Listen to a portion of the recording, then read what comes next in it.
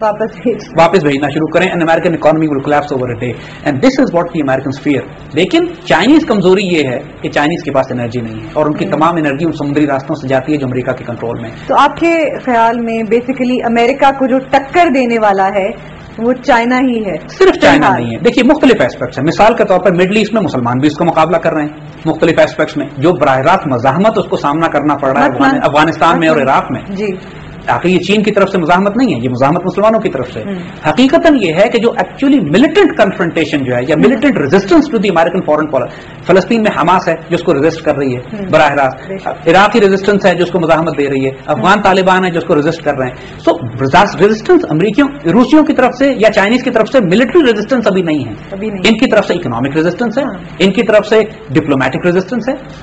یہ تمام معاملات جو ہیں اب جو سناریو بلڈ ہو رہا ہے, جو تکلیف دہ بات مسلمانوں کے لیے ہے کہ اس سپر پاور کانفرنٹیشن سینیریو میں جو میدان جنگ ہے وہ مڈل ایسٹ ہے اور مسلم بیٹل گراؤنڈ. جو بیٹل گراؤنڈ ہے that is the Muslim world.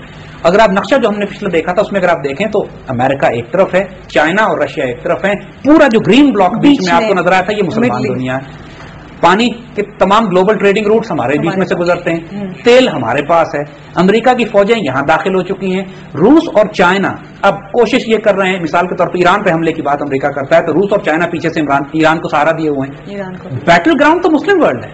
تو ایران تو بیچارہ بیچ میں ایک بہت ہی چھوٹا سا طالبان ریزسٹ کر رہے ہیں, طالبان ریزسٹ کر رہے ہیں امریکہ کو, اینڈ دیر آر رپورٹس کہ رشینز اور Chinese are supporting Taliban now, even though Taliban کی آئیڈیالوجی سے وہ سپورٹ نہیں کرتے, لیکن again enemies enemies my friend. You see this what happen. ہم انہی ایشوز کو اگلے پروگراموں میں ڈسکس کریں گے ڈیٹیل میں کہ how does these factors, how does these fault lines cross, interaction ان کا کیا ہے, کہاں پہ دوست دشمن دوست بنتے ہیں, کہاں پہ تاریخی پس منظر تبدیل ہوتا ہے. اور ان کے یہ ساری جنگیں صرف آپ ان کو میدان جنگ میں نہیں تاریخی اور فلسافیکل پلین پہ سمجھنا پڑتا ہے. اور these are the 6 objectives. Whatever we are going to discuss in the later program, یہی بات اگر آپ redrawing of the Middle East map کی بات کرتے ہیں تو تعلق ڈیفنس آف اسرائیل سے بھی ہے, ڈیفیٹ آف پولیٹیکل اسلام سے بھی ہے, دونوں اسپیکٹ اس میں کور ہوتے ہیں. اگر آپ گریٹر اسرائیل کی بات کرتے ہیں اگین دیٹ کور. اگر آپ بات کرتے ہیں افغانستان کے تھریٹس جو پاکستان کی طرف آ رہے ہیں, آج کل جو آپ دیکھتے ہیں کہ پاکستان کے نیوکلیر پروگرام کے خلاف اتنی باتیں ہو رہی ہیں, کیوں ایران کے نیوکلیر پروگرام کے خلاف اتنی باتیں, کیوں عراق کا نیوکلیر پروگرام پہلے تباہ کیا, کیوں لیبیا کا نیوکلیر پروگرام تباہ کیا, اور کیوں سیریا کا نیوکلیر پروگرام تباہ کیا, یہ سب what is the objective? Why primarily امریکہ ہی کی کرنی ہے in obviously your opinion and your analysis. What is interesting part is کہ یہ امریکہ نہیں چاہتا. امریکہ سے میرا مطلب ہے کہ امریکن پاپولیشن یہ نہیں چاہتا, اور اس کے allies یہ نہیں چاہتے. This is the Israeli game plan. تو مطلب کرنے والا وہ ہے اور کرانے والا یعنی اسرائیل. یہ سب سے فیسنیٹنگ ایسپیکٹ ہے اس سارے انالیسس کا کہ Israel is controlling the US foreign policy. And we will later discuss why. اور ہم ساروں کی تفصیل ڈسکس کریں گے کہ یہ ہو کیسے رہا, وہ کون کون سا بلیف سسٹم ہے, وہ کیا آئیڈیالوجی. اس لیے کہ جب تک آپ ان کے نظریات, ان کی آئیڈیالوجی, نیو کون کنزرویٹو زائنسٹ, ان کا ریلیجس بلیف اور عقیدہ نہیں سمجھیں گے, آپ کو یہ سمجھ نہیں آئے گا کہ یہ کھیل ہو کیا رہا ہے. بالکل. آئی تھنک ہم بریک لے لیں ایک. ٹھیک ہے جی, بریک کے بعد دوبارہ ملتے ہیں جی. Welcome back on brass tacks. اب ہمارے پاس چونکہ وقت کم رہ گیا ہے, میں چاہوں گی کہ آپ ہمارے دیکھنے والوں کو سارا کچھ جس کے بارے میں ہم نے آج بات کی ایک سمری دے دیجئے, ایک خلاصہ بیان کر دیں. You see, to summarize this all, again, coming up to اس پروگرام میں ہم اگلے سیشن میں ہم کیا دیں گے. کچھ بات ہم نے کہی کہ it's going to be grand strategy, it's going to be defense and security analysis, current affairs نہیں ہے. دوسری بات, ہم یہ براہ راست اس بات کا انالیسس کریں گے کہ پاکستان پر ان باتوں کے اثرات کیا پڑتے ہیں.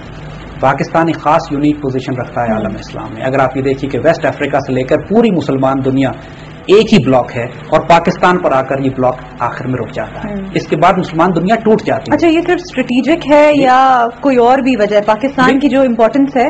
میں اسی پہ عرض کر رہا ہوں آپ کو کہ یہ پورا مسلمان دنیا ایک بلاک ہے, اور پاکستان پر آ کے جغرافیائی طور پہ پاکستان کے بعد مسلم دنیا ٹوٹ جاتی ہے. بنگلہ دیش ہے اور انڈونیشیا ہے, وہ دور پھیلے ہوئے ہیں, ہم ایک ہی بلاک کے آخر میں.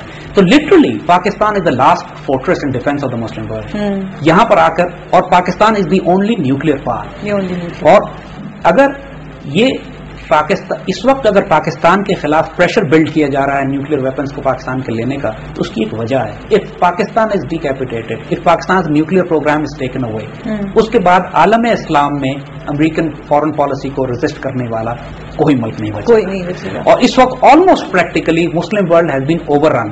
یعنی اس وقت کیفیت یہ ہے کہ 1924 کے بعد جو ہم نے پہلے ذکر کیا تھا وہ وقت ایسا تھا کہ تمام مسلم دنیا سوائے مکہ اور مدینہ اور افغانستان کو چھوڑ کر پوری مسلم دنیا کولونائز ہو چکی تھی. یعنی ہماری شکست کا یہ عالم تھا کہ مسلم دنیا کا ایک ملک بھی آزاد نہیں تھا. Every place was کولونائزڈ.